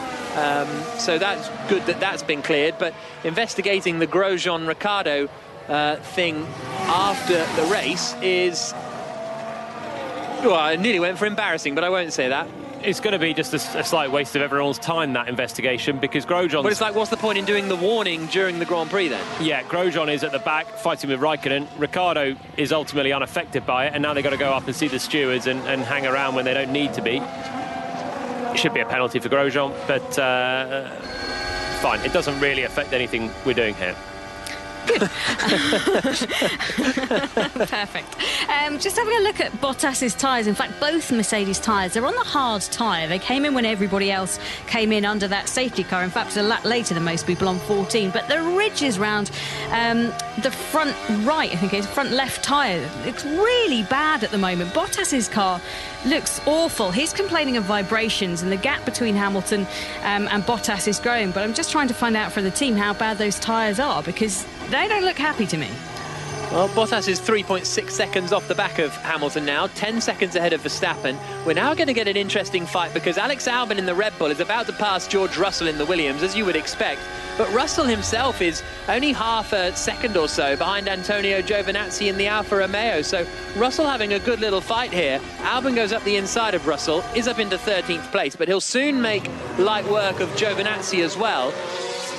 Albon's got a shot at some points here, I think, which is something. An outside shot. He's going to have to really put the hammer down in the closing stages. He's going to pass Giovinazzi very, very quickly. The Red Bull now much quicker than the Alfa Romeos and the Williams cars he's just passed. He passed Latifi a couple of laps ago as well. He's recovering, but then there's going to be a 6-second gap to pass Vettel and then get onto Gasly. Oh, Ocon going almost into the back of Lance Stroll as they come down into Stowe Corner, braking from about 200 miles an hour. Stroll covers the inside for the left-hander at Vale, then it's the two rights at Club. Alex Albon has got ahead now of Antonio Giovinazzi. We're on lap 46 of 52, so this race feels like it's gone quite quickly, even though at times it feels like it's gone quite slowly. And everybody's pulling faces at me, so maybe I'm the only one that this has kind of flown by for. I kind of agree. We've had long safety car periods as well, but before we know it, we're getting to the closing stages. The fastest lap point is still up for grabs, and so is 8th place. Ocon right on the back of Stroll here. Down the Wellington straight, Stroll early covers the inside, Ocon to the outside, sweeps around in the Renault and moves up into 8th position. A strong showing this from Renault this weekend. Ricciardo in 7th now, Ocon in 8th, Stroll down to 9th, Pierre Gasly's in 10th position. The rest of the top 4 remain the same. Hamilton, Bottas, Verstappen and Leclerc. Sainz, Norris 5th and 6th. Ricciardo, Ocon 7th and 8th for Renault. 9th is Stroll, 10th is Gasly. Outside of the points at the moment, Vettel, Albon, Giovinazzi, Russell, Latifi, Grosjean and Räikkönen. Hamilton out in front still, 4.6 seconds clear of the rest of the field. Nice enough move from Esteban Ocon around the outside of Lance Stroll, largely done in a straight line. Stroll defended when he potentially didn't have to, and has picked up a black and white flag as well. Carlos needs to get a move on. Otherwise I'm going to start to struggle more, and Carlos is going to put me under pressure. Understood, Lando. We're telling Carlos now. So that's Norris in 6th, saying he wants Sainz in 5th to hurry up, his McLaren teammate, because otherwise Ricciardo in the Renault in 7th is going to be right up behind him. Nico Hülkenberg didn't start the race. Kevin Magnussen crashed on the opening lap, and Daniel Kvyat, Jenny, had a big accident as well. Those are our 3 retirements. Yeah, he didn't, and the team have just come back to me, and they've said at the time of the crash he was distracted changing switches on the steering wheel, hit the curb and spun. So that's what they think happened. We know we looked at it and called it maybe suspension failure or puncture or something going on, but that's what they say, and we heard Daniel Kvyat apologising, so we have to go with what the team said, I suppose. Strange.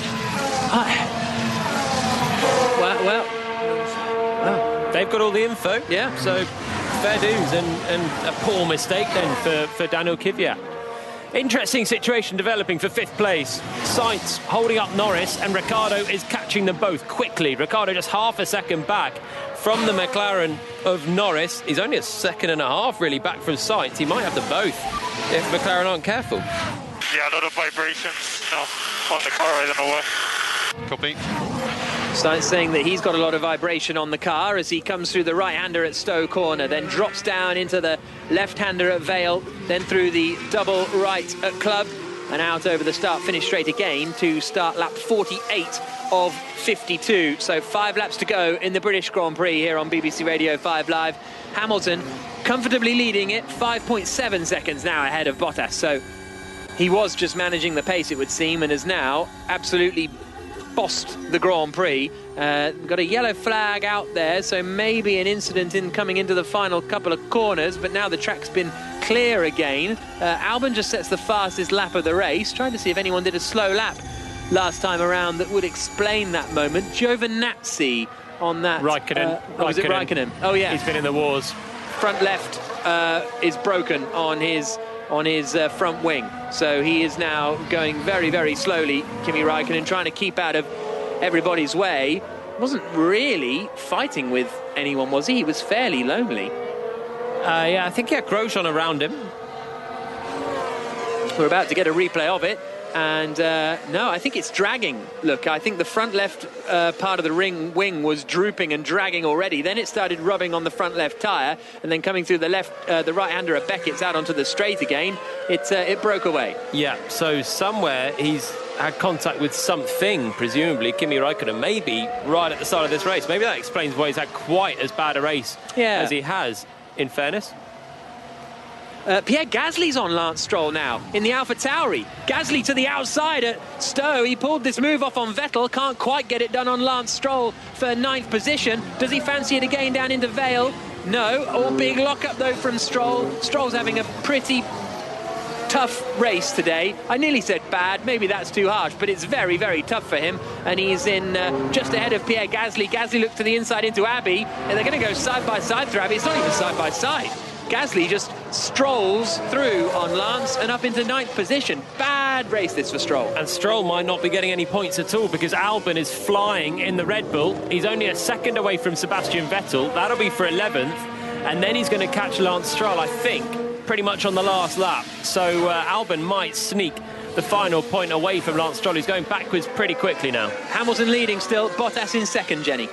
Yeah, Bottas really struggling with his tyres now. The vibration that he's getting from the wear on those tyres. Team Radio. Gasly enjoyed that one. Yeah, Bottas struggling with the vibration now. In fact, he's saying it's so bad that he's struggling for visibility. So not great for the second Mercedes driver. Wow, so the other car shaking around so much that he's getting a bit blurry. Hamilton's off. Hamilton's got a front wing failure. It's Bottas. Oh, it's Bottas. And Verstappen's going to come through. It's a front left puncture for Valtteri Bottas, flying off down to the first corner. Sorry to give you all a heart attack, but Hamilton is still in the lead of the Grand Prix. Verstappen is now 2nd, and those vibrations for Valtteri Bottas ultimately look like they've led to a puncture. And this is going to be a huge swing in the championship in favour of Lewis Hamilton at the British Grand Prix. Verstappen is now 2nd. Bottas I don't think he's score any points here today. Meanwhile, Alex Albon has got up into 11th place, and he's going to try and close in on Lance Stroll for the final points-paying position. But with 3 laps to go, Bottas is effectively out of the running. He can get back to the pits. He's halfway around the lap now. He's coming to the old start-finish straight. He's got a big puncture. It's flailing around now, the left front tyre. It's damaged the front wing. His steering's crabbing to the right. He's got a long way to get back, and he's got all of the rest of the points contenders screaming up behind him. 18 seconds to Leclerc. Is coming down all the time. Then he's got to make a pit stop. This could be nil point. This could be the end of Bottas's title challenge. That's a little bit dramatic, I know. 4 Grand Prix in. He's trying to get back to the pits as quickly as possible as he now comes back down the hangar straight. And into the pits comes Verstappen. So he's now going for his fastest lap move. Hamilton's onto the penultimate lap of the Grand Prix. In comes Max Verstappen to pit for new tyres. He will emerge on the soft tyres and try and set the fastest lap and take a point there. I don't see Bottas getting points. I think it's no chance. Yeah, it happened right at the start of the lap into turn 3, and he ran straight on when that tyre went. The left front takes the hardest work around this Silverstone circuit. A lot of fast right-handers. Bottas is back in the pits, still ahead of Leclerc as he comes in. Now they all flash past. Quick turnaround, but I think he's going to lose too many places in the pits. Bottas in then. They have to pull up the car, change the tyre, on come a new set of soft tyres. He might still get the fastest lap. He might get some points here. You know, Gasly goes through into 8th. Stroll now comes through into 9th. Bottas drops down to 11th. Can he emerge ahead of the Vettel and Albon? Well, Albon's already got ahead of Vettel. Yeah, he's not going to do it here, Valtteri Bottas. He emerges in 12th place. Even if he's rapid, he's got to get 6 seconds in 2 laps, which doesn't quite seem doable. No, that's it. Bottas, no points. Hamilton leads the race. Verstappen pitted for a set of soft tyres, so he can go for the fastest lap point and will surely get it ahead of Lewis Hamilton. But this is, regardless, going to be a huge swing in the title fight. So please don't go for fastest lap. We just need to get the car home. Tyre integrity is the predominant thing. Understood. And Alex Albon now is going for 9th place. He's managed to catch Lance Stroll and is up into 9th position. So Albon's climbed through the order, sees him move up into 9th spot. Ricciardo's got ahead of Sainz, and Sainz has got a front left puncture as well. Carlos Sainz in the McLaren loses 4th place to Ricciardo. Ricciardo had already got past Norris, and now Sainz is going to struggle to get to the end of the Grand Prix. Hamilton is on his final tour, and Sainz has to pit, so that's disaster for McLaren. Sebastian Vettel might end up with a point in all of this. The front lefts are falling apart out there. Yeah, it's the 2 drivers that were complaining of big vibrations struggling. Another Mercedes. Hamilton's got a problem. It is Lewis Hamilton from the lead of the Grand Prix. The front lefters blown and punctured. Max Verstappen could win the race, and Mercedes domination looks to be over for the British Grand Prix at least. Valtteri Bottas had a puncture, Sainz had a puncture, and now race leader Lewis Hamilton on the final lap is crawling around. Verstappen is 30 seconds behind, and we're going to have the slowest race to the line in the history of Formula One. If Verstappen hadn't pitted, he would have won this Grand Prix. Now it's going to be absolutely neck and neck. Hamilton coming down towards Stowe, 3 wheels on his wagon, the front left puncture, spray and dirt being ground up from the bottom of the Mercedes. He might just hold on here. He's coming through the right-hander at Stowe corner. The car is leaning on the left front. This is Verstappen's radio. If you get on with it.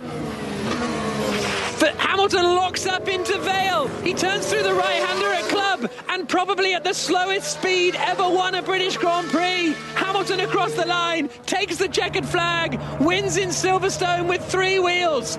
Max Verstappen is just 6 seconds away from winning the race. Somehow, Hamilton has held on to win. Charles Leclerc is going to finish in 3rd position. What an ending to a Grand Prix. The first 50 laps were pretty bad. The last 2, absolutely phenomenal. Bottas to the outside of Vettel. He's trying to get 11th place on the last lap, and he's managed to do it. No, he hasn't. Vettel holds on. Bottas goes to the inside now on the soft tyres, but Again, not particularly inspired overtaking from Valtteri Bottas, so it'll be 0 points for him. Somehow, Lewis Hamilton has won the British Grand Prix in probably the most extraordinary of circumstances in one of the most unextraordinary races. Wow, that came to life, though, at the end. If Verstappen hadn't have pitted to go for the fastest lap, he would have won the Grand Prix from nowhere. But he didn't. He pitted, and Hamilton somehow clings on to the win. Is that the last lap? That's it, mate. You've done it. You've done it. Well, that's it, mate.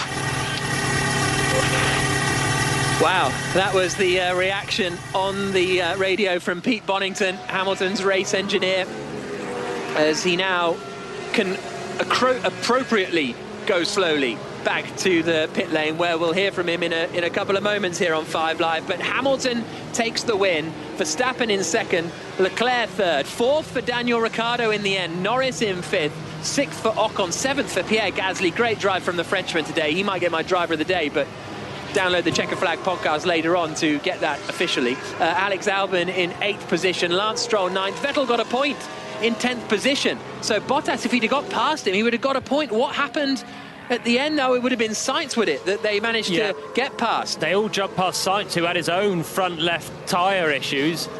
And that would have been a point for Bottas, but he didn't make the move, and that summed up his race, really. I tell you what, when you talk about championships won by fine margins, the margin of 1 lap difference for a puncture there has saved Lewis Hamilton a huge 25 points. That could be a 50-point swing in the title if the punctures had gone the other way. Oh, mate. He's a lucky boy. He's a lucky boy.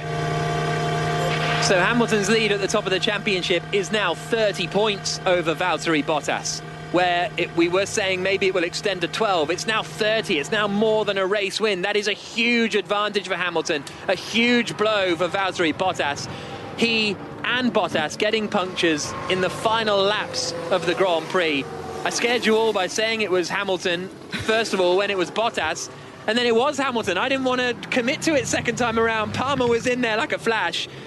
Wow, what an end to the race, Jenny. Bottas again. Surely the lap after he's just put on a new set. Yeah. That's commentator's curse for you, Jack. I tell you what, I was watching Hamilton and Bottas's tyres. That's how exciting I am for the last 7 laps. And the ridge in them was getting worse and worse. You could hear the vibrations, the complaints from Bottas. Nothing from Hamilton on his radio. We all know how much Hamilton complains about his tyres at the best of times. He doesn't complain about them when they are problematic. He tried everything he could to hold on to those tyres. That was Weird failures, though, Jolyon. The irony that every single race Lewis Hamilton's won for the last ever, there's been, my tyres are gone, my tyres are gone. And then they go, and it's just nothing. But, wow, weird. Oh, and it was close. And it was just for Bottas. It went through the final corner the previous lap. And it was a whole lap to get round to the pits. If it had gone just a couple of corners before, he'd have got round to the pits and still finished third. It's just the margins for this of pure luck at the end of the day. The drivers can't really... They obviously don't want a puncture. They don't know when it's about to go. It just comes down to luck of where it happens. And Hamilton, he deserved the win, clearly. He drove a great race, but he was lucky with getting round to the finish with another couple of corners, and he wouldn't have won the race. And Bottas, if his puncture had happened a couple of corners before, he would have still been on the podium. Was this just running the tyres too long into the Grand Prix? There must be. Just the front left takes such a load with so many fast right-hand corners at Silverstone, and it must have just worn them away, and then eventually just gone through the whole tyre. I can only imagine on the front left there'll be a big inquest at Pirelli. We've got another race at this track next week with softer tyres, so they might have to do more than one pit stop. Yeah, it was going to be a push, wasn't it? For front left was limited.